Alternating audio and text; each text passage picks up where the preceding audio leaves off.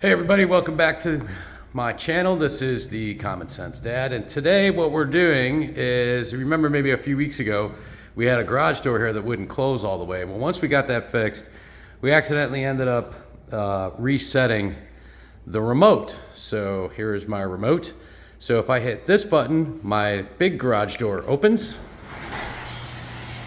which is great.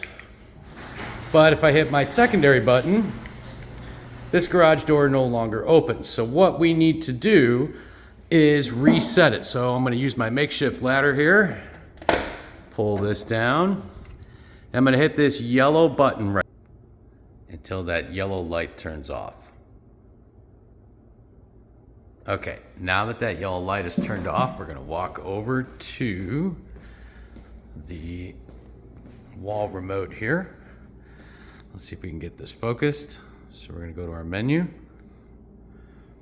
and we want to program. We want to program the remote. So we're going to press the button on the remote and then press the enter key.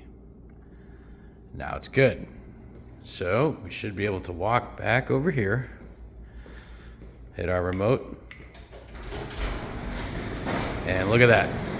Opens perfect.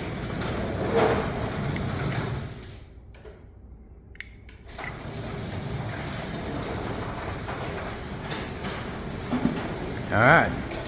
It's worth noting that I have the LiftMaster, but most garage doors will do something very similar to this with the reset button. And when you're done,